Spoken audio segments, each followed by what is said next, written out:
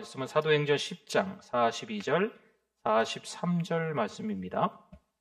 은혜 받으실 하나님의 말씀은 사도행전 10장 42절, 43절 우리 같이 한번 읽어보겠습니다. 우리에게 명하사 백성에게 전도하되 하나님이 살아있는 자와 죽은 자의 재판장으로 정하신 자가 곧 이 사람인 것을 증언하게 하셨고 그에 대하여 모든 선지자도 증언하되 그를 믿는 사람들이 다 그의 이름을 힘입어 죄 사함을 받는다 하였느니라. 아멘. 우리 여객분들과 우리 반갑게 우리 서로 한번 보시면서 우리 인사 나누시겠습니다. 잘 오셨습니다.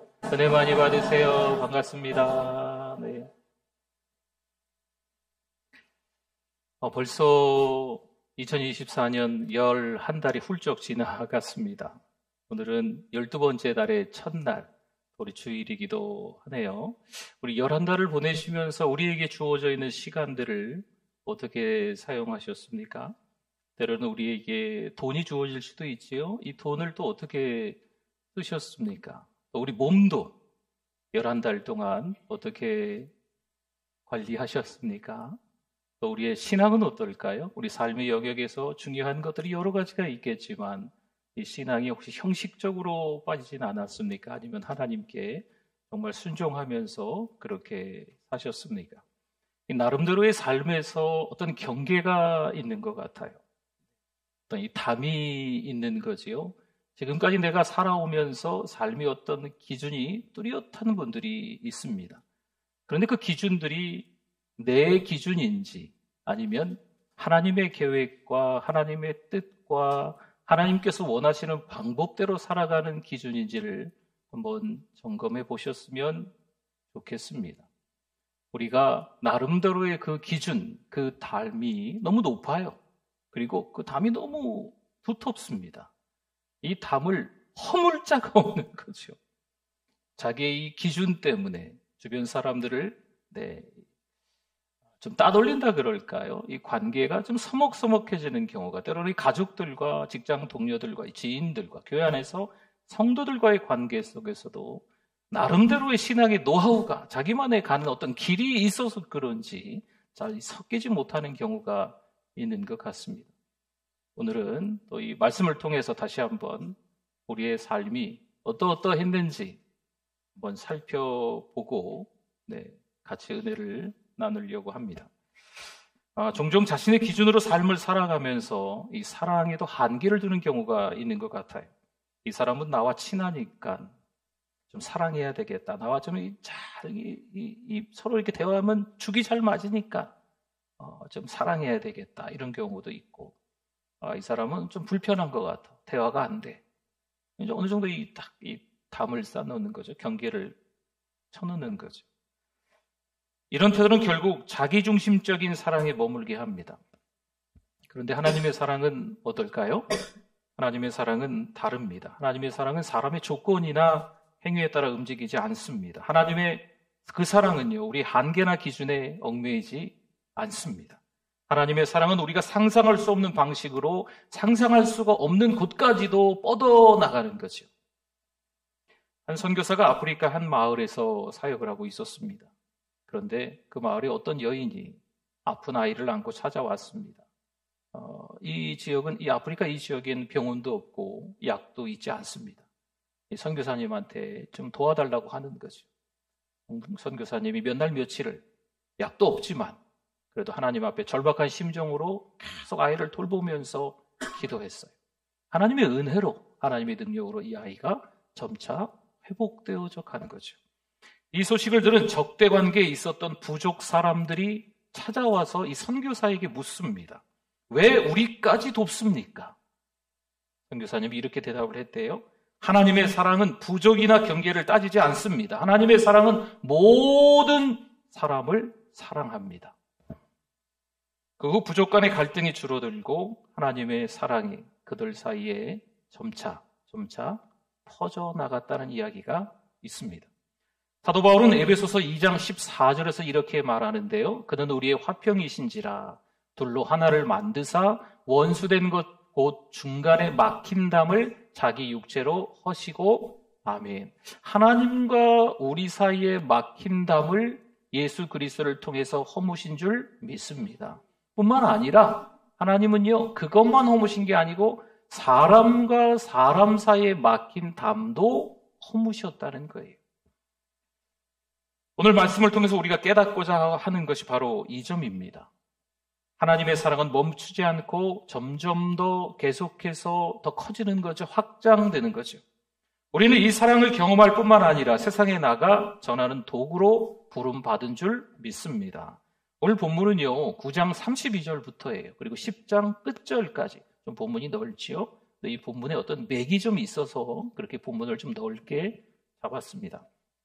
베드로가 하나님의 사랑을 전하며 복음이 경계를 넘어 확장되는 과정. 복음이 그 두터운 높은 벽을, 그 장벽을 허물고 복음이 확장되어져 가는 그 과정을 오늘 본문에서 잘 볼 수가 있습니다. 먼저 9장 32절에 한번 보니까요. 사도행전 9장 32절에 그때 베드로가 사방으로 두루 다니다가 룻다에 사는 성도들에게도 내려갔더니 아멘. 이스라엘 지도를 보면 예루살렘이 있습니다. 동쪽으로 가면 요르단 땅이죠. 요단강을 건너 요르단 땅이고 왼쪽으로 가면 지중해입니다. 왼쪽으로 가면서 조금 더 올라가면 룻다라는 지역이 한 20-30km 떨어진 곳에 있습니다.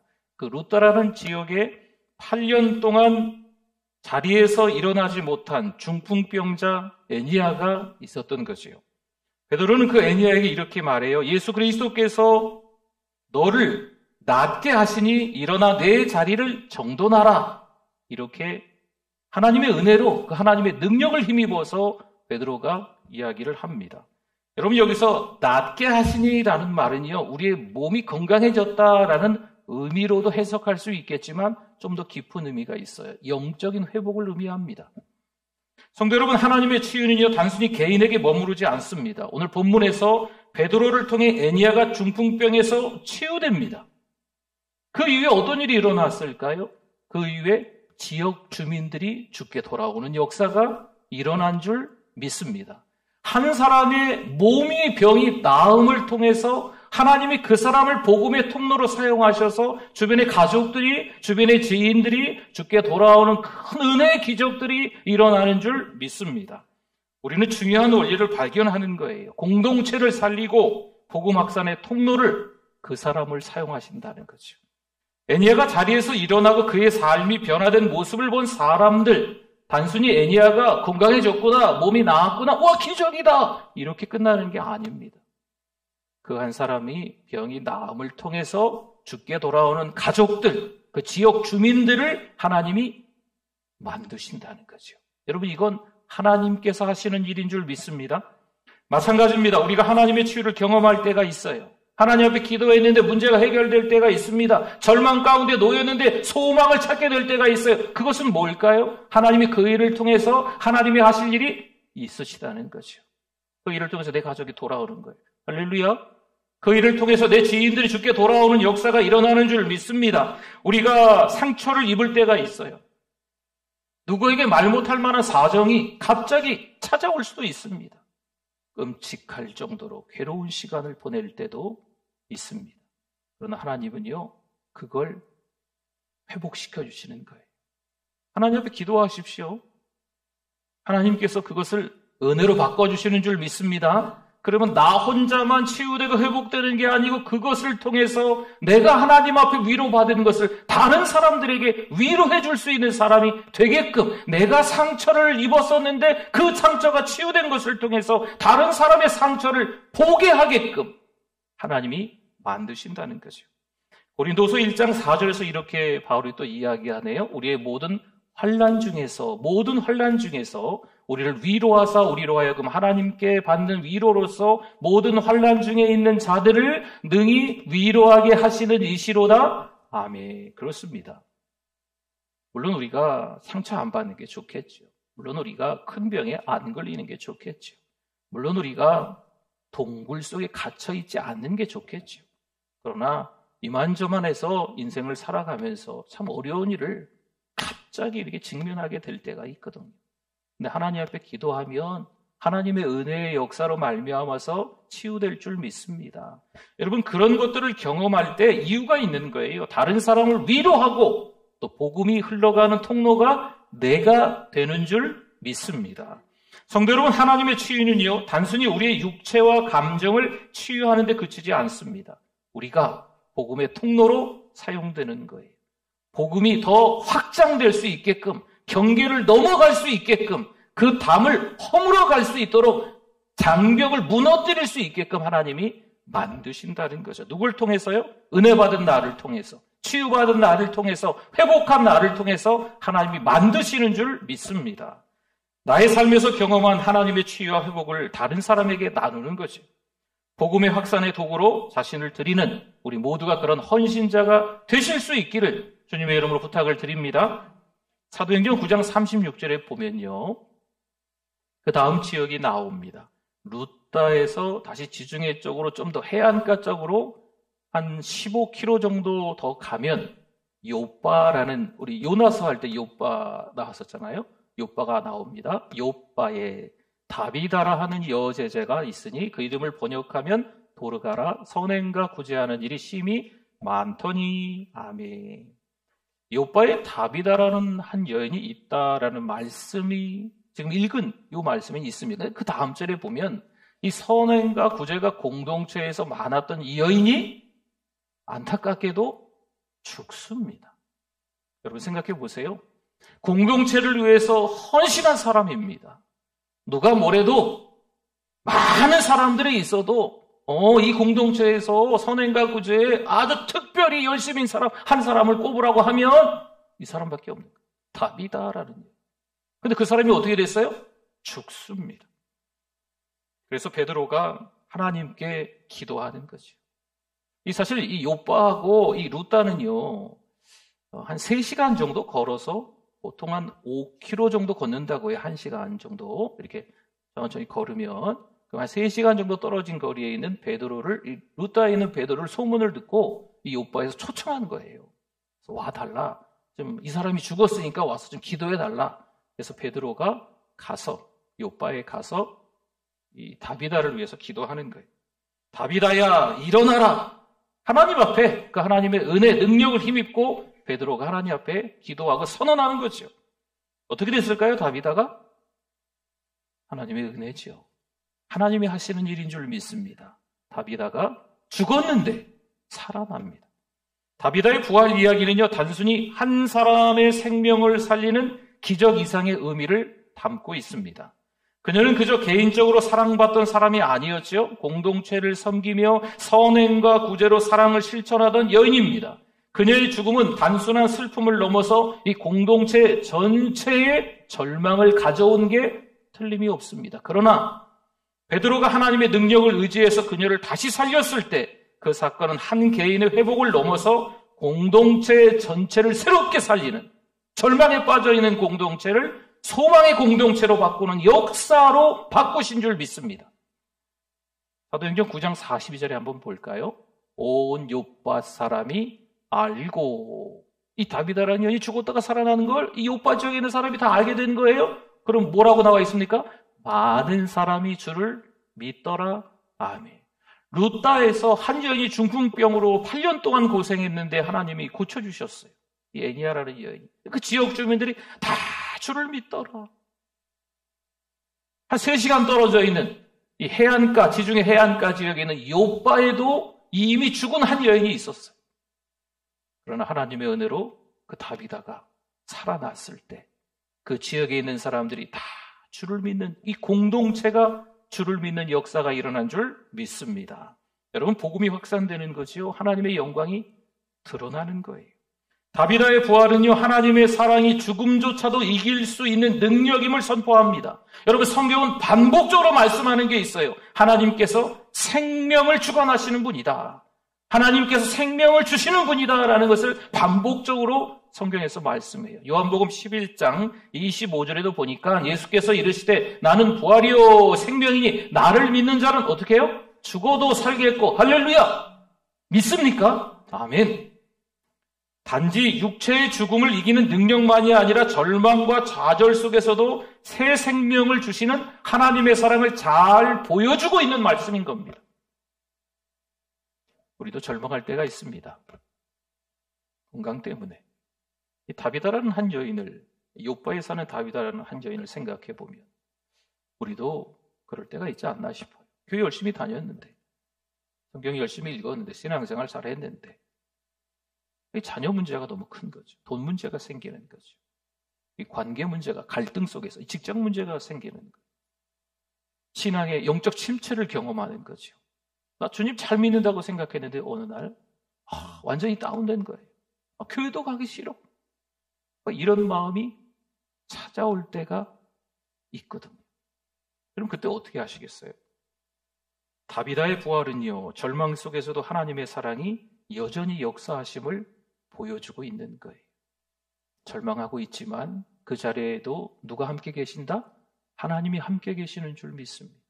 하나님은 여전히 일으켜주시려고 하시는 거예요. 여전히 끌어안으시려고, 여전히 업어주시려고 하시는 하나님의 그 사랑이 있는 것을 깨닫기를 바랍니다. 다비다의 부활은요, 단지 그녀 개인적인 축복에 그치지 않습니다. 좋겠어, 죽었다가 살아나서 그녀 한 사람의 축복으로 끝나는 것이 아닙니다. 다비다의 부활은요, 그녀가 살아난 이후에 아무래도 그 전처럼 공동체를 위해서 섬기지 않았을까요? 그 전에도 그랬던 것처럼 여전히 하나님이 살려주신 이후에 공동체를 위해서 더 열심히 섬기지 않았을까요? 여러분, 여기서 우리가 도전받아야 될 점이 있는 거예요. 하나님께서는 절망을 소망으로 바꾸시는 분임을 확증시켜 주신 줄 믿습니다. 우리가 하나님을 위해서 뭔가를 할 때, 이거 손해 아닐까? 그렇지 않습니다. 시간을 쓸 때, 때로는 우리 몸을 사용할 때, 때로는 우리가 가진 돈을 쓸 때, 우리의 신앙으로 하나님 앞에 뭔가를 섬길 때, 이거 손해가 아닐까? 전혀 그렇지 않습니다. 다비다의 부활을 통해서 많은 사람이 예수님을 믿게 되었다는 점에서 이 기적은 복음 전파의 도구로 쓰임받는 겁니다. 성도 여러분, 다비다 이야기는요, 절망 속에서도 하나님의 사랑과 그 생명을 믿으라는 도전을 줍니다. 누구에게 말 못할 만한 형편과 사정이 왜 없겠습니까? 하나님은 그런 상황 속에서도 우리에게 말씀하시는 거예요. 하나님을 잘 믿어라. 여러분, 교회에 나올 수 없는 상황과 환경과 조건이 만들어질 때가 없을까요? 11달을 살면서, 올해만 봐도요, 11달을 살면서, 교회 가는 게 맞나, 안 맞나, 이제 가야 될까, 말아야 될까, 이 지경에 교회까지 가야 되겠어, 이런 일들이 있으셨거든요. 그럼에도 불구하고, 여러분, 교회 잘 나오실 수 있기를 바랍니다. 교회 잘 나오셔야 돼요. 예수님 잘 믿기를 바랍니다. 힘들고 어려운 절망의 상황에 놓여 있을지라도 신앙으로 살아라, 믿음으로 살아라, 하나님의 기준으로 살아라. 하나님은 거듭거듭 우리에게 깨닫게 하시는 줄 믿습니다. 10장으로 한번 들어가 볼까요? 10장 1절, 2절의 말씀을 보면 이제는 가이사랴예요. 여러분, 욥바가 이 지중해 해안에 있습니다. 근데 해안을 따라서 쭉 한 50km 정도만 더 올라가면 가이사랴라는 동네가 나와요. 가이사랴에 누가 있어요? 고넬료라 하는 사람이 있으니 이탈리아죠. 이달리아 부대라 하는 군대의 백부장이라. 그가 경건하여 온 지방과 더불어 하나님을 경외하며 백성을 많이 구제하고 하나님께 항상 기도하더니 아멘. 고넬료는 가이사랴에 살던 로마 백부장입니다. 유대인이 아니에요. 로마 사람입니다. 이방인이죠. 하나님을 경외하며 꾸준히 기도하고 구제를 행했던 사람입니다. 이방인인데 경건했던 사람이다라고 설명해주고 있어요. 여러분도 잘 아시는 것처럼 유대인과 이방인 사이에는요, 이미 편견이 있습니다.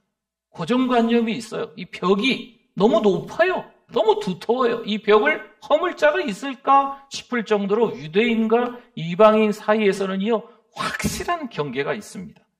베드로가 욥바에서 기도하던 가운데 하나님께서 환상을 통해 새로운 메시지를 주셨지요. 지금 사도행전 10장의 스토리입니다. 하늘에서 보자기 같은 큰 그릇이 내려와요. 들어보신 적 있죠? 그렇죠? 하늘에서 큰 보자기 같은 큰 그릇이 내려와서 그 안에 유대 율법에서 부정하다고 여겨지는 각종 짐승들이 있었습니다. 하나님이 말씀하시죠. 베드로야, 일어나 잡아먹으라. 베드로가 뭐라 그랬을까요? 주여 그럴 수 없나이다. 속되고 깨끗하지 아니한 것을 내가 결코 먹지 아니하였나이다. 지금까지 내가 그것을 먹지 아니하고 지켰습니다. 거절입니다, 하나님. 이러는 거죠. 하나님은 다시 한번 하나님께서 깨끗하게 하신 것을 네가 속되다 하지 말라 말씀하십니다. 이게 3번 반복적으로 일어나게 됩니다. 이 사건은요, 베드로에게 깊은 깨달음을 주었습니다. 이 환상은 단순히 음식에 대한 규례를 바꾸라는 메시지가 아닙니다. 하나님은 이를 통해 유대인들이 가지고 있던 이방인에 대한 편견, 선입견, 고정관념, 이런 장벽들을 허무시고 구원이 모든 민족에게 열려 있음을 선포하시는 아주 중요한 장면입니다. 유대인들에게 이방인은요, 정결하지 않은 존재로 여겨졌습니다. 여러분 들어보셨지요? 유대인들에게 이방인은요, 개, 돼지입니다. 그 정도밖에 안 돼요. 그러나 하나님은 이 환상을 통해서 모든 민족과 사람은 하나님의 구원 계획 안에 있다라는 것을 선포하시는 거죠. 이 메시지는 베드로가 가진 문화적 고정관념과 종교적 편견을 깨트리는 아주 강력한 도전임에 틀림이 없습니다.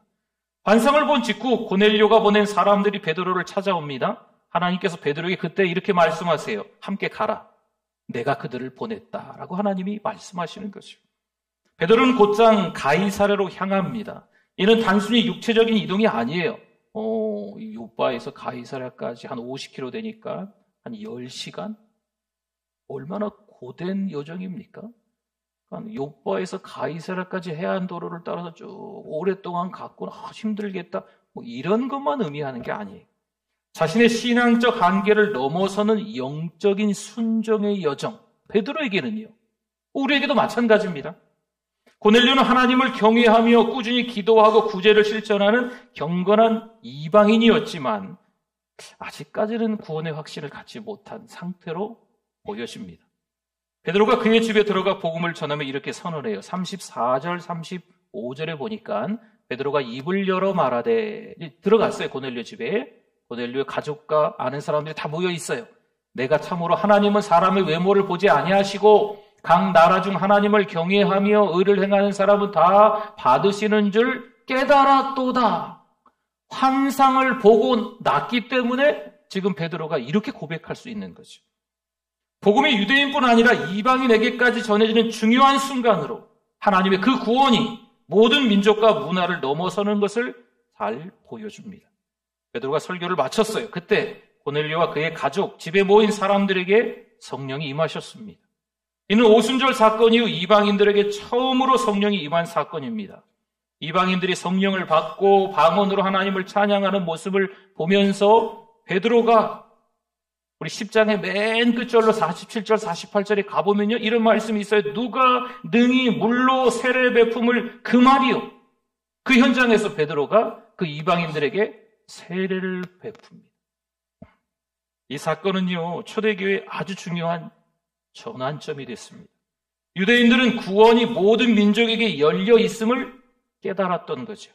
베드로는 이방인들에게 복음을 전하며 하나님의 사랑이 모든 사람들을 위한 것임을 선포했습니다. 성도 여러분, 오늘날 우리도 혹시 편견이 있지 않습니까? 선입견이, 어떤 고정관념이 있지 않습니까?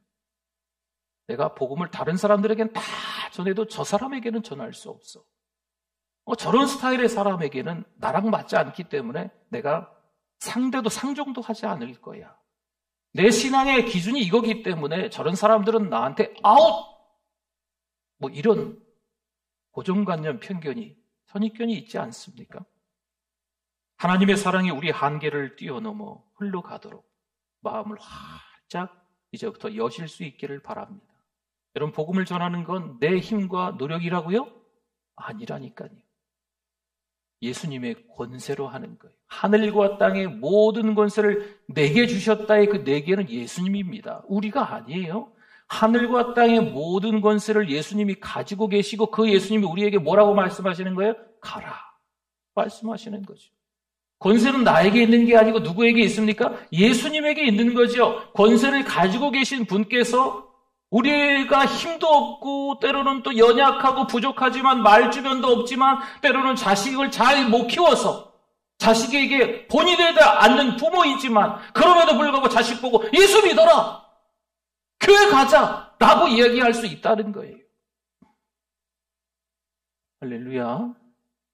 생각나는 분이 있으면 그분에게 복음을 전하시면 이번 성탄절에 우리 VIP를 초청하려고 합니다. 그것도 하나님이 하시는 일이라 한 분이 오실지 100명이 오실지 모르죠. 우리는 어쨌든 기도하는 게 좀 필요합니다. 내 힘과 내 노력으로 전하는 게 아니에요. 내가 그만큼 내 자식에게 잘해줬으니까 내가 복음을 전해야지, 아니라니까요. 살다 보니까 잘해준 게 별로 없을 수도 있어요. 가장 잘해주는 건 예수님 믿게 하는 거잖아요. 예수님이 권세로 말미암아서 예수 믿으라고 얘기하시라니까요. 여러분 옆에 지인들에게도 마찬가지입니다. 내가 그 지인에게 지금까지 얼마나 잘해줬나? 아니라니까요.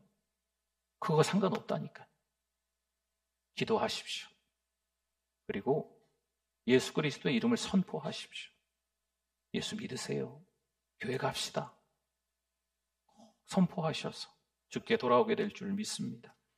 갈라디아서 3장 28절을 한번 볼까요? 너희는 유대인이나 헬라인이나 종이나 자유인이나 남자나 여자나 다 그리스도 예수 안에서 뭐라고요?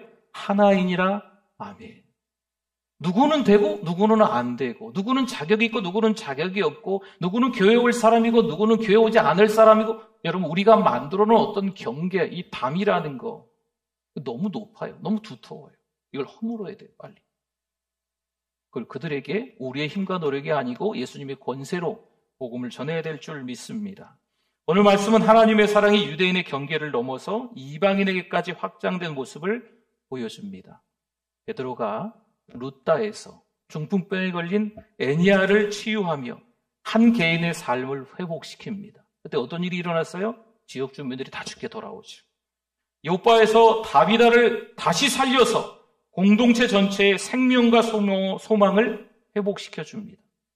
공동체가 절망에 빠졌었는데 다시 소망으로 살아가는, 주님께 돌아오는, 주님을 알게 되는 역사가 일어나는 거죠. 가이사라에서는 고넬료와 그의 가족에게 복음을 전하며 하나님의 사랑이 유대인뿐 아니라 모든 민족에게 열려 있음을 선포하는 장면이 나오는 거예요. 이건 다 누가 하시는 거다? 베드로가 했죠. 베드로가 능력 받으니까 베드로가 한 거죠. 여러분 이거 잘못 아시면 안 돼요. 베드로가 한 게 아니라 누가 했다고요? 하나님이 하시는 거예요. 베드로는 통로로 사용되는 거죠. 목사가 하는 게 아니에요. 아주 신실한 어떤 성도 신자가 하는 게 아니에요. 하나님이 주신 은혜의 기적을 경험한, 치유받은, 회복된, 은혜 받은 우리가 통로가 돼서 복음 전파의 도구로 사용되는 것인 줄 믿습니다. 하나님이 은혜를 주셨으면 그 은혜가 흘러가야 될 줄 믿습니다. 하나님이 치유의 경험을 해주셨으면, 회복의 경험을 해주셨으면, 중병에 걸렸음에도 불구하고 감사할 수 있는 믿음이 생겼다면 그 믿음을 아픈 자들에게 이야기해야 돼요. 하나님의 말씀을 통해서 은혜 받았다면 그 은혜 받은 걸 가지고 또 사랑방에서 은혜를 나누셔요. 가족들에게 이야기하십시오. 나 은혜 받았다. 왜 은혜 받았다라는 얘기가 안 나올까요? 좀 쑥스러우세요? 부부간에 은혜 받았다는 얘기를 왜 못하실까요? 자녀에게 왜 못하실까요? 안 해봤어, 지금까지. 지금서부터 해보시면 돼요. 오늘 하나님께서 나를 고쳐주셨어요. 하나님께서 나를 치료해 주셨어요. 하나님께서 나를 회복시켜 주셨어요. 하나님의 말씀을 통해서 오늘 내가 새 힘을 얻게 됐어요. 이야기하실 수 있기를 바랍니다. 성도 여러분, 놀라운 그 하나님의 사랑은요, 초대교회만 머무르는 게 아니에요. 지금 오늘을 살아가는 우리의 가정, 우리의 일터, 우리의 교회에도 동일하게 하나님의 사랑은 확장되는 것인 줄 믿습니다. 누굴 통해서요? 우리를 통해서. 하나님께 부름받은 우리를 통해서입니다. 하나님은 오늘도 우리를 사용해서 그분의 사랑을 확장시키길 원하십니다. 성도 여러분, 경계를 허무십시오. 내가 만들어 놓은 기준을 허무십시오. 내가 세워놓은 어떤 계획을 무너뜨리셔야 돼요. 하나님의 기준이 우선입니다. 하나님의 계획이, 하나님의 때가 우선이에요. 하나님의 사랑은요, 경계 없는 사랑입니다. 어느 누구에게나, 모든 민족에게나 동일하게 흘러가는 줄 믿습니다. 우리를 통해서 그 하나님의 사랑이 흘러갈 수 있기를 바랍니다. 아멘. 우리 같이 기도하겠습니다. 우리 말씀을 생각하면서 경계를 세웠던 우리를 회개하고 믿음의 용기를 주셔서 복음을 전할 수 있게 하여 주시옵소서. 우리 주여 한번 부르시고 기도합니다. 주여, 하나님 아버지 은혜를 감사합니다. 오늘 이 아침에 하나님 우리를 사랑하여 주셔서 예배자 되게 하시고 하나님의 은혜를 경험하게 하신 하나님 감사합니다. 터무니없이 많이 부족하지만 연약하지만 하나님이 주신 힘으로 용기 내서 담대하게 하나님 앞에 철저히 회개하며 믿음으로 살아가길 원합니다. 하나님 함께하여 주시옵소서. 은혜를 내려 주시옵소서. 정신 똑바로 차리고 믿음으로 살아갈 수 있도록 하나님 아버지 은혜 주실 줄 믿습니다. 하나님 아버지 은혜를 감사합니다. 11달 하나님의 은혜로 지내왔음을 고백합니다. 내 뜻, 내 계획, 내 방식으로 살아왔던 것을 회개합니다. 12번째 달 다니엘 세일의 기도회를 통해서 다시 한번 하나님을 만나게 하시고 기도를 통해서 기대하며 기도를 통해서 하나님의 능력을 발할 수 있도록 은혜를 더하여 주시옵소서. 예수님의 이름으로 기도드립니다. 아멘.